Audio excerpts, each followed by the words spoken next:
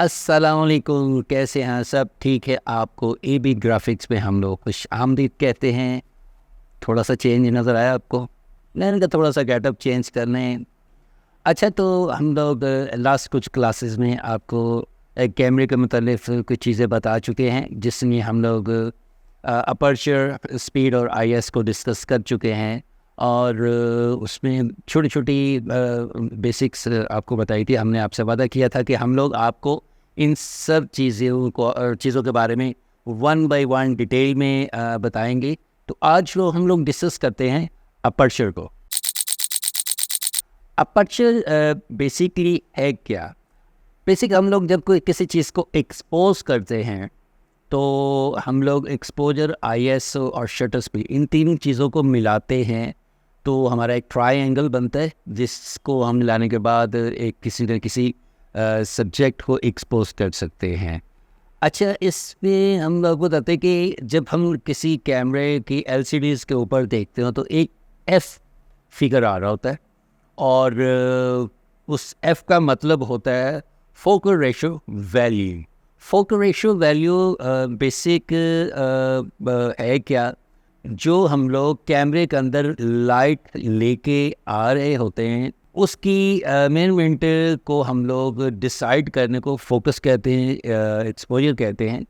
तो एक्सपोजर देखा जाए तो हमारे जो कैमरे के पीछे एक मैंने आपको उस दिन बताया था कि एक हॉल होता है जिसके अंदर लाइट आ रही जा रही होती है। तो वो जितना हम लोग हॉल को ओपन करेंगे तो लाइट ज़्यादा इन होना शुरू हो जाएगी, और जितना हम लोग हॉल को छोटा करते जाएंगे तो उसमें लाइट कम आना शुरू हो जाएगी।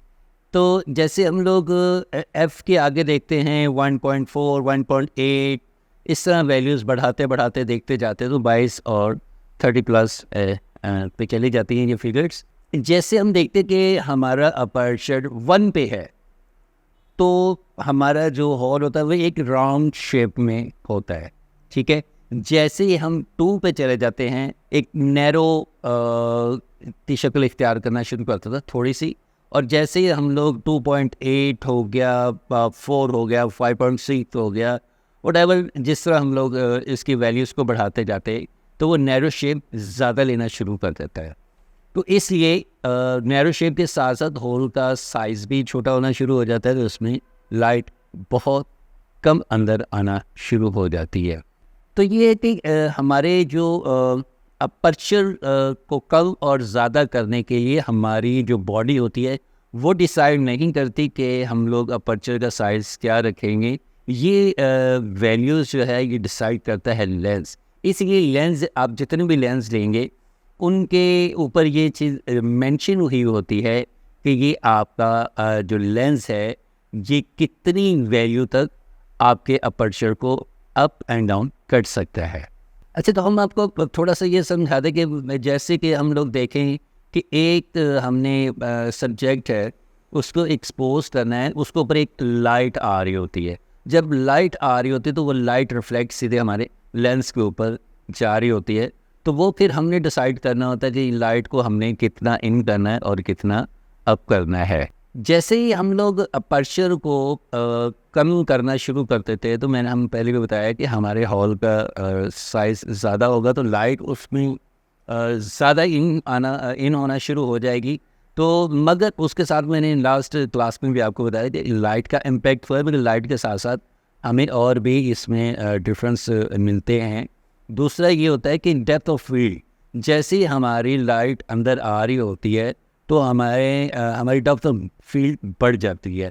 उसमें क्या होता है कि हमारे जो सब्जेक्ट होते हैं जिनको हम एक्सपोज कर रहे होते हैं, उसमें फोकसिंग एरिया कम हो जाता है और लाइट ज़्यादा इन होना शुरू हो जाती है। और जैसे ही हम अपने अपर्चर को अप करना शुरू कर देते हैं तो हमारे जो फोकसिंग एरिया है वो ज़्यादा होना शुरू हो जाता है और लाइट कम होना शुरू होती। इसीलिए हमारे जितने भी सब्जेक्ट होंगे जिनको हम एक्सपोज कर रहे होते हैं, तो उसमें ये होता है कि जैसे ही लाइट कम होगी तो सब्जेक्ट हमारा डल होगा, और जैसे ही हमारी लाइट ज़्यादा आएगी तो हमारा सब्जेक्ट ज़रा ब्राइट आना शुरू हो जाएगा। फिर हम क्या करते हैं कि उसमें जाके फिर हम लोग अपने अपर्चर को इस तरह से सेट करते हैं कि हमारा जो सब्जेक्ट है वो एक इवन आना शुरू हो जाता है। जैसे मिंटू सिंह हम लोग एक आउटडोर लाइट में काम कर रहे होते हैं तो वहाँ लाइट बहुत ज़्यादा होती है। तो जहाँ लाइट बहुत ज़्यादा होती है तो वहाँ हम लोग अपने अपर्चर को दबाना शुरू कर देते हैं, उसका वैल्यू अपर्चर का जो होल है उसको कम करना शुरू कर देते हैं, यानी कि वैल्यूज़ हम अप करना शुरू कर देते हैं। तो वो हमारा सब्जेक्ट काफ़ी हद तक हमें समझ आ जाता है कि लाइट कितनी आनी चाहिए, उस हिसाब से एडजस्ट करके हम अपना एक्सपोज करना शुरू कर देते हैं। और अगर हम लोग इंडोर काम कर रहे हैं तो वहाँ आउटडोर के बनस्पत लाइट्स ज़रा कम होती है, लाइट सिचुएशंस कुछ और होती हैं, तो वहाँ हमारी कोशिश होती है कि हम लोग अपने अपर्चर को थोड़ा सा खोलें।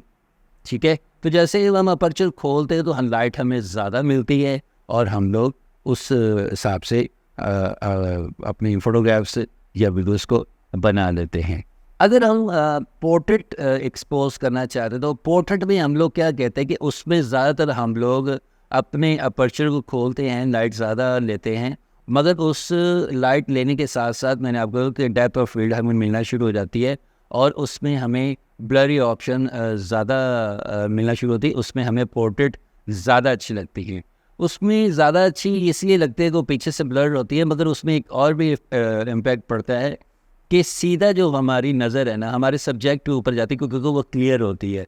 तो इसलिए क्लियर होने की वजह से उस इमेज की खूबसूरती भी ज़्यादा होती है और वो हमें दिखने में भी एक जानदार फाइल नज़र आ रही होती है।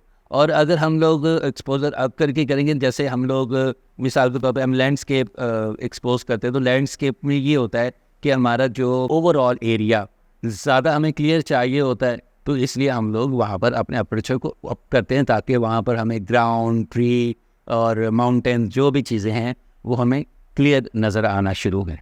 और जैसे ही हम लोग कोई नाइट में एक्सपोज कर रहे होते हैं या कोई शूट कर रहे होते हैं, वहाँ पर लाइट एनवायरनमेंट कुछ अच्छा नहीं होता, लाइट कम होती हैं। अगर हमने कहीं इनडोर में लाइट्स में काम कर रहे तो वहाँ लाइट का कुछ बेटर होती हैं, हमें एक्सपोजर के साथ अच्छा एनवायरनमेंट मिल जाता है और हमारे इमेजेस अच्छे आ जाते हैं। अगर हम नाइट में आउटडोर एक्सपोज कर रहे होते हैं तो वहाँ हमें ये होता है कि हम लोग जैसे मिसाल के तौर पे कोई वाइड एंगल व्यू हम लोग एक्सपोज कर रहे थे, इसलिए हमें वहाँ पर ज़्यादा एरिया एक्सपोज चाहिए होता है। तो हम लोग क्या करते हैं कि हम लोग एक्सपोजर को फिर बढ़ाते हैं, हम लोग अपने अपर्चर को बढ़ाते हैं, मगर वो ज़्यादा एरिया एक्सपोज, क्योंकि हमें वो हर चीज़ क्लियर चाहिए होती है, तो इसलिए हमें अपर्चर अप करना। मगर वहाँ पर हमें एक प्रॉब्लम आती है कि जैसे हम लोग अपर्चर अप करते हैं तो हमारी लाइटिंग कंडीशन थोड़ी सी ख़राब होती है कि हमें वहाँ पर थोड़े से डार्क इमेज नज़र आना शुरू हो जाता है। तो फिर उसमें हम लोग शटर स्पीड को इंक्लूड करते हैं। शटर स्पीड को हम नेक्स्ट क्लास में डिस्कस करेंगे साथ अपर्चर के।